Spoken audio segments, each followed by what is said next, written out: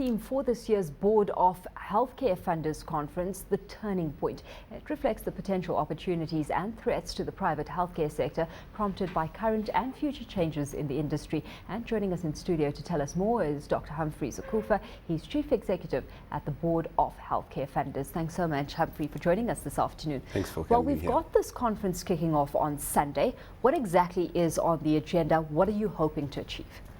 What we hope to achieve is a clear message from the Ministry of Health and his officials, how they're taking the country forward and what kind of guidance they're going to give us, what the expectations are of us, so that we can meaningfully support and play a meaningful role in what they want to achieve. The agenda then is structured in such a way that on Sunday evening we have an economist speaking about the opportunities that are there in the private healthcare sector, not only in South Africa, but also in Africa. And then on the Monday, the better part of Monday is messages and statements coming from the minister and his officials. And then the latter part of Monday into Tuesday is just drilling down on some of the pertinent issues that are affecting the industry now. Of course, we've got a whole host of issues that's going to be discussed here, and 6 to 7 minutes, hardly enough time to delve into all of them. So let's hone into one issue that's really been hotly debated: free-for-all medical tariff system, which is currently being used by health practitioners in the country when billing patients across the country. It's something that's resulted in soaring medical costs. Explain to us how. It's because there's a gap in the system. It is the major threat to private healthcare industry. You cannot have a situation where those who provide healthcare services, be they specialists, be they medical doctors in terms of general practitioners, be they private hospitals, be they pathologists, for them to have a free-for-all environment where they have the flexibility and liberty to determine how much they're going to charge in terms of the quantum without any guideline and nobody overseeing that. Where they have had the liberty, though, I mean, what kind of rises have we seen in tariffs, just so we get a sense of how dire a situation this has become? Well, there has never been really a tight control. What we had was a National Health Reference Price List, which was a guide, not enforceable. And then we had an HPCSA ethical tariff, which was just talking about the maximum. That is, if you charge more than this, then that will be regarded as unethical. But people then ended up charging the max. So there hasn't been anything that is enforceable in this environment.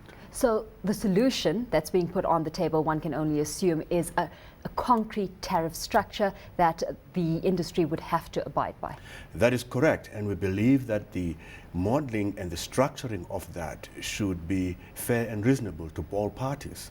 We as a funding industry are not positioning ourselves to dictate how much healthcare providers should get and should be remunerated. We are, however, saying that those who provide healthcare should also be subject to some rigor in terms of how they arrive at the tariffs that they charge. Just how viable is it, having a tariff plan in place? Who would be that big brother, if we can call it, effectively monitoring this entire situation, seeing that practitioners do abide by those tariffs set out? It is the government, because when it comes to healthcare, government has got an obligation in terms of Section 27 of the Constitution. Government cannot walk away from this one. If it wants to delegate it to another authority like a statutory body to do it, that's fine, but the government will remain accountable. And it turns out to be the only neutral party in this case, because all of us, we probably are trying to protect our narrow interests and are taking a position when it comes to that, whereas government will be concerned about the healthcare system and services to the population of South Africa. So far, what's been Health Minister Aaron Motsoaledi's position on the matter? It has been very encouraging, because he is proposing the establishment of a pricing commission. He's having discussions with various government institutions on how to do this. We as Board of Healthcare Funders have indicated our support in terms of that, and we would expect that all the other players in the sector would render their support to that initiative.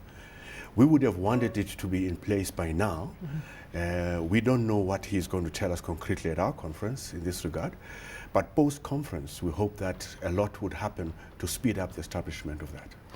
We're looking at something that does have an impact on the planned introduction of the National Health Insurance Scheme, if it is allowed to continue. How so? What kind of impact would it have on that scheme if it is employed? It will be a build-up.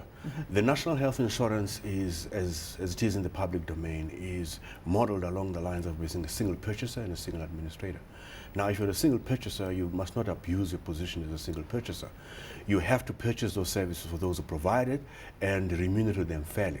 So the establishment of this commission, which will look at what kind of things to consider when you are arriving at a reasonable tariff, would migrate into that NHI environment to empower that NHI environment to know how fairly they should remunerate the healthcare providers. Enough reasons laid out as to why we need to see a revision and possible tariff structure being implemented. Still, having said all of that, what are the possible challenges you're anticipating that could emanate at this conference to a structure like this being put out? Well, the resistance will be coming from those who are currently benefiting from this system, which we regard as unreasonable. Mm-hmm. And they'll resist it because they perceive it to be possibly impacting on their margins and what they're benefiting now. And that will be an unfortunate situation because they will be looking at their narrow interests and not looking at the country's interests. Yeah. The reality is that the private healthcare sector as it is now is not sustainable going forward.